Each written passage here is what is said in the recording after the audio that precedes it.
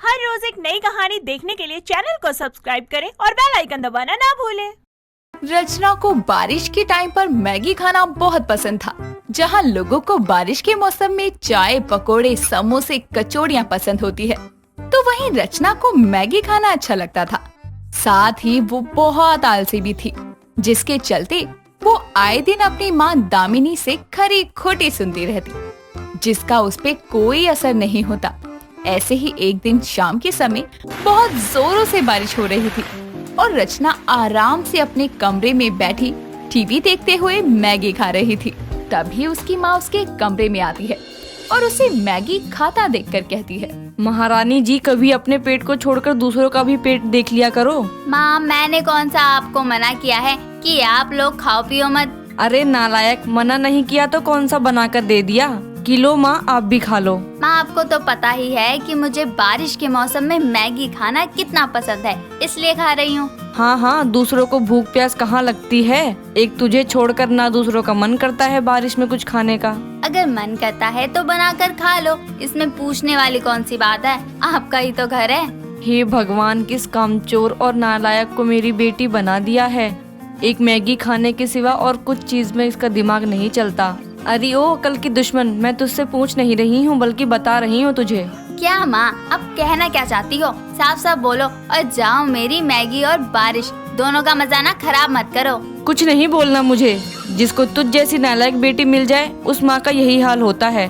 खा अकेले बैठकर अपनी सड़ी हुई उबली मैगी, ना जाने इसमें क्या स्वाद मिलता है तुझे। दामिनी इतना कहकर गुस्से में वहाँ से चली जाती है और रचना आराम से अपनी मैगी खाती रहती है। उसके ऊपर अपनी माँ की बातों का कोई असर नहीं होता। ऐसे ही थोड़ा समय और बीतता है। तभी एक दिन सुबह के समय सभी लोग एक साथ बैठकर नाश्ता कर रहे होते हैं, जहाँ दामिनी अपने बेटे यश को कहती है, बेटा, अब तू भी अपनी बहन के लिए रिश्ता देखना शुरू कर दे। बहुत समय हो गया है, साथ ही इसकी उम्र भी होती जा रही है। हाँ माँ, अब परेशान मत होइए, मैं रिश्ता देख रहा हूँ, लेकिन आप भी तो इसे कुछ समझाइए। अगर मैं कहीं इसके लिए रिश्ता देखने गया तो लोगों से क्या बोलूंगा? मेरी बहन को बारिश में मैगी खाने के सिवा और कोई काम नहीं है। बात तो तू सही कह रहा है बेटा। हाँ हाँ माँ, सारी सही बातें आप और आपका बेटा ही तो कहते हैं। मैं तो हमेशा आप लोगों को गलत ही लगती हूँ, और मेरे लिए रिश्ता ये क्यों देखेगा? मुझसे 1 साल छोटा है। ये नहीं देखेगा तो क्या पड़ोसी आएंगे तेरे लिए रिश्ता ढूंढने? और भाई छोटा हो या बड़ा, रिश्ता देखने वही जाता है अपनी बहन के लिए। और तू भी बारिश में उबली मैगी खाने के सिवा कुछ और बनाना सीख ले। ये आप क्या बोल रही हैं माँ? मैं काम करूँगी, मैं किचन में खाना बनाऊंगी। No never. ये नो नेवर ना अपने पास रख और अपना आलसपना छोड़कर खाना बनाना सीख ले, समझी? जरूरी नहीं तेरे ससुराल वालों को भी बारिश में उबली हुई मैगी खाना ही पसंद होगा। नहीं पसंद होगी तो जो पसंद होगा वो खुद बना कर खा लेंगे, इसमें कौन सी बड़ी बात है? क्या बात है माँ, ये ऐसे बोलकर हमारा नाम रोशन करेगी अपने ससुराल में? तू तो अपना मुंह बंद रख, समझा? और तुझे मेरी शादी की चिंता करने की ना जरूरत नहीं है। मेरा बस चले तो मैं तुझे कल रवाना कर दूं यहाँ से, लेकिन क्या करूँ, कोई अच्छा रिश्ता मिल ही नहीं रहा। वैसे भी तेरी शादी करवा के हमें कोई इज्जत नहीं मिलने वाली तेरे ससुराल में, इसलिए अभी भी टाइम है, सीख ले काम करना। नहीं, मुझे कोई काम नहीं करना। मुझे ये समझ नहीं आता, तू बारिश के मौसम में किचन में खड़े होकर मैगी कैसे बना लेती है, जब तुझे और दिनों में काम करने में इतना आलस आता है। देख, पहली बात, मैं मैगी सिर्फ बारिश के मौसम में ही खाती हूँ, सबकी अपनी पसंद है। दूसरी बात, मुझे कौन सा उसमें हाथ डालना होता है, सिर्फ उबालना ही तो होता है, उसमें कौन सी मेहनत लगती है? माँ, इसका कुछ नहीं हो सकता, मैं ऑफिस चलता हूँ। यश इतना कहकर ऑफिस के लिए निकल जाता है। दामिनी कई बार रचना को उसका आलस छोड़कर मैगी के सिवाय और भी चीजें सीखने को कहती, लेकिन रचना हर बार कोई ना कोई बहाना बनाकर टाल देती। ऐसे ही समय बीतता है और रचना की शादी एक अमित नाम के लड़के से होती है। और शादी के कुछ दिनों बाद ही एक रोज बारिश के चलते रचना की सास लीला, ननद राधिका और पति हॉल में बैठे आराम से बातें कर रहे थे। तभी रचना की सास लीला उसे बुलाकर कहती है, बहू देख, आज बारिश की वजह से सभी लोगों को एक साथ बैठकर बात करने का मौका मिला है। तो मैं क्या सोच रही हूँ, तू जल्दी से सबके लिए गरम गरम चाय और समोसे बना कर ले आ, फिर तो सबके साथ बैठकर बारिश के मजे लियो। हे भगवान, समोसे! अब इनको कैसे बताऊं कि मुझे समोसे का सा बनाना भी नहीं आता, और दूसरी बात, मुझे बनाना भी नहीं है। हद है यार। बारिश का मौसम एंजॉय करने के लिए होता है या किचन में खड़े खड़े काम करने के लिए? क्या बात है माँ, मेरी तो आपने मुंह की बात छीन ली। बारिश में गरम गरम समोसे और चाय सोचकर ही मुंह में पानी आ गया। हाँ माँ, आप सही कह रही हो। भाभी अब देर मत करो, जल्दी से किचन में जाकर चाय और समोसे ले आओ। क्या हुआ बहू, तू समोसे का नाम सुनकर इतनी गहरी सोच में क्यों पड़ गई? जा बना कर ले आ। माँ जी मैं ले आती बना के, लेकिन मुझे कल से बुखार हो रहा है, खड़े होने की भी हिम्मत नहीं है। बुखार हो रहा है? तुमने मुझे पहले क्यों नहीं बताया? मैंने सोचा आप लोग परेशान हो जाएंगे, इसलिए नहीं बताया। बहू, अगर कोई परेशानी है तो बताना चाहिए ना। अभी तेरे लिए ये घर नया है, ऊपर से इतनी बारिश भी हो रही है। एक काम कर, तू जाकर अपने कमरे में आराम कर। मजा ही आ गया, यही तो मैं चाहती थी।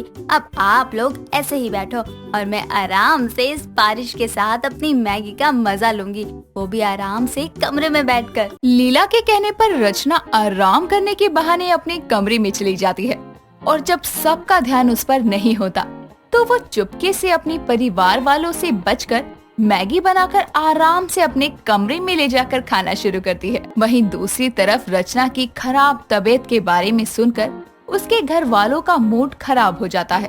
तभी लीला अपनी बेटी राधिका से कहती है, बेटी, तेरी भाभी की तबीयत ठीक नहीं है, अब वो काम तो नहीं कर सकती और तेरे भाई को भी कहाँ रोज रोज घर में रहने का मौका मिलता है जो वो भी इस मौसम का मजा ले सके। क्यों ना तू ही सबके लिए समोसे और चाय बना ला। हाँ हाँ माँ, क्यों नहीं, मैं भी यही सोच रही थी। हम एक काम करते हैं, भाभी की तबीयत खराब है, वो नीचे नहीं आ सकती तो क्या हुआ, हम ऊपर उनके कमरे में चले जाते हैं। तुम कहना क्या चाहती हो राधिका? यही भाई कि मैं खाने के लिए समोसे और चाय बना लेती हूँ, उसके बाद हम सब लोग एक साथ भाभी के कमरे में चलते हैं, वहीं साथ बैठकर चाय और समोसे खाएंगे बारिश के मजे लेते हुए। ये आइडिया अच्छा है, इससे उसको भी अच्छा लगेगा। ठीक है, मैं भी बना कर लाती हूँ। राधिका इतना कहकर सबके लिए समोसे और चाय बनाने किचन में चली जाती है। कुछ समय बाद सभी लोग खाने के सामान को लेकर रचना के कमरे में जाते हैं, जहां वो मैगी खाते हुए अपने आप से बोल रही थी। अच्छा हुआ मैंने तबीयत खराब होने का बहाना बना लिया, वरना सबको पता चल जाता कि मुझे कुछ बनाना ही नहीं आता और मैं काम के मामले में बहुत आलसी हूँ, इसलिए झूठ बोलकर अपनी जान बचा ली। अपने आप से बातें करते हुए रचना की नजर दरवाजे पर जाती है। उसकी सारी बातें सुनने के बाद सभी अंदर आते हैं और लीला कहती है, क्या बात है बहू, हम यहाँ तेरी तबीयत को लेकर परेशान हो रहे थे, तेरे लिए नाश्ता बना कर लाए ताकि तू भी बारिश का मजा ले सके सबके साथ, लेकिन तू तो पहले ही मैगी के साथ बारिश के मजे ले रही है। अगर तुझे नहीं बनाना आता था तो बता देती, ऐसे झूठ बोलने की क्या जरूरत थी। कल को सच में तबीयत खराब भी हो गई तेरी तो कौन भरोसा करेगा तेरी बात पर। इतना आलस भी ठीक नहीं है बहू। अपनी सास की बात सुनकर रचना को अपनी गलती का एहसास होता है और वो अपने झूठ के लिए सबसे माफी मांगती है और दोबारा फिर कभी काम से बचने के लिए झूठ ना बोलने का वादा करती है। शिव एक अच्छे परिवार का भोला भाला लड़का था जिसे चमक धमक से ज्यादा सादगी आकर्षित करती थी। एक दिन उसकी बहन मनीषा उसे बोलती है, भैया, माँ केदारनाथ जाने से पहले बोल कर गई थी कि ये सारा स्टोर रूम का सामान कबाड़े वाले को बेच देना, तो क्या आप प्लीज किसी नौकर को बोलकर ये सामान बिकवा दोगे? आज तो आपका ऑफ है ना, और मुझे मेरे दोस्तों के साथ क्लब जाना है और आने में देर हो जाएगी। इतना कहकर मनीषा घर से बाहर चली जाती है और शिव अपने कामों में लग जाता है। कुछ ही देर बाद में शिव अपने घर की बालकनी में खड़ा था कि तभी उसके कानों में एक सुरीली सी आवाज आती है, कबाड़ी वाले, रद्दी प्लास्टिक पेपर टीन। शिव उसे देखता है तो उसे एक सुंदर सी लड़की दिखाई देती है जो कबाड़ा खरीदने वाली होती है।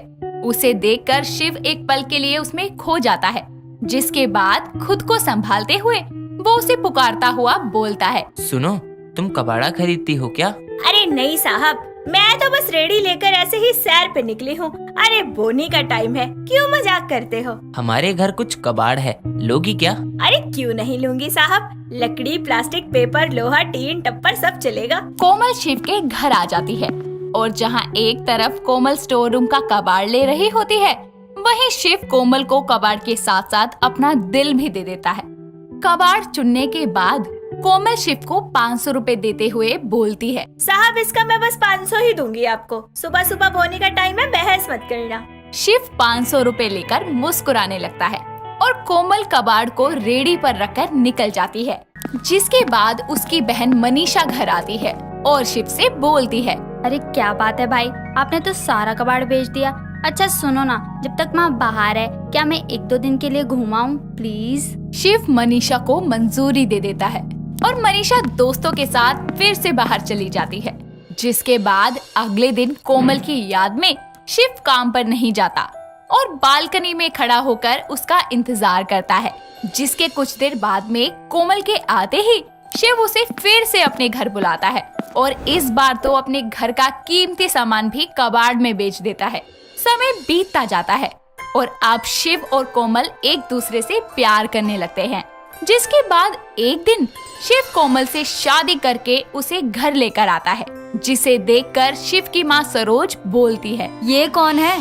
तूने मुझे बिना बताए शादी कर ली? माँ, मुझे डर था कि आप इस शादी के लिए नहीं मानोगे, तो मैंने शादी कर ली। इतने में ही मनीषा नीचे आती है और कोमल को देखकर बोलती है, ये कचरे और कबाड़ की स्मेल कहाँ से आ रही है? छी।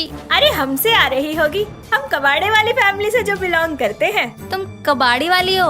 अरे बस हम नहीं, हमारे दादा परदादा यही बिजनेस करते थे। कोमल का ये भोलापन जहाँ मनीषा को फूटी आँख नहीं सुहाता, वहीं सरोज को कोमल बहुत पसंद आती है और मनीषा को जवाब देते हुए सरोज बोलती है, तो क्या हुआ बेटी, तेरा भाई भी तो किसी कच्छों की कंपनी में काम करता है ना?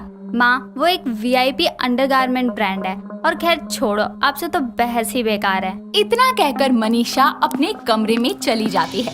समय बीतता जाता है, जहाँ कोमल शिव और सरोज के दिल में अपनी जगह बना चुकी थी, वहीं मनीषा कोमल से दूर दूर रहती। एक दिन कोमल मनीषा के कमरे में जाकर बोलती है, मनीषा दीदी आ जाओ, खाना खा लो। तो अब ये दिन आ गए कि हम एक कबाड़ी वाली के साथ खाना खाएंगे? No never. कोमल ये सुनकर उदास हो जाती है और सरोज ये सब सुनकर मनीषा से बोलती है, देखो मनीषा, अब जो भी है वो तुम्हारी भाभी है, तो उनसे तमीज से बात करो तो ज्यादा अच्छा रहेगा तुम्हारे लिए। इतना कहकर सरोज अपने कमरे में चली जाती है। जिसके बाद मनीषा सोच लेती है कि वो कुछ तो ऐसा करके रहेगी जिससे कोमल की इमेज घर वालों की नजरों में खराब हो जाए। उसके बाद वो छुपकर सरोज के कमरे की कुछ कीमती चीजों को छुपा देती है और सुबह जैसे ही सरोज अपने कमरे के सामान को गायब देखती है, वो सबको बुलाकर बोलती है, बहू, मनीषा, शिव, कहाँ हो? इधर आओ जल्दी। जिसके बाद तीनों सरोज के पास आते हैं और कोमल पूछती है, क्या हुआ माँ जी? क्या हुआ माँ, सुबह सुबह कौन सा तूफान आ गया? माँ क्या हुआ, सब ठीक तो है ना? अरे मेरे कमरे से बहुत सारी कीमती चीज गायब हो गई हैं। यहाँ तक कि जो एंटिक पीस लंदन से आया था वो भी नहीं है। कौन सा एंटिक पीस? अरे माँ, भाभी को क्या पता एंटिक क्या होता है? भंगार बोलो, भंगार। मुझे तो लगता है कि इन्होंने ही गायब किया है। वैसे भी इनको तो वो कबाड़ा ही लगा होगा। नहीं माँ जी, मुझे नहीं पता। आप कौन से सामान की बात कर रही हैं? मुझे इस बारे में कुछ नहीं पता। हाँ बहू, मुझे अच्छे से पता है कि तूने कुछ नहीं किया होगा। हाँ, शायद अगर किसी ने तुझे फंसाने की कोशिश की है तो बात अलग है। ये सब सुनकर मनीषा के हाव भाव बदल जाते हैं और वो बहाना बनाकर वहाँ से चली जाती है। कुछ दिन बाद में सब नॉर्मल हो जाता है और अब कोमल घर की बहुत देखरेख किया करती, साथ ही साथ पैसों की भी खूब बचत किया करती। कोमल की ये सब अच्छी आदतें देखकर मनीषा मन ही मन में बोलती है, हद है भाई की भी, किस कबाड़न को घर में उठा लाए। हमारे पास इतनी दौलत है कि दोनों हाथ से भी लुटाए तो कम पड़े, और एक ये औरत है कि एक एक पैसे के लिए चिंदीगिरी करती है। एक दिन मनीषा नशे में लेट नाइट पार्टी से आ रही थी कि तभी रास्ते में उसकी कार का एक्सीडेंट हो जाता है।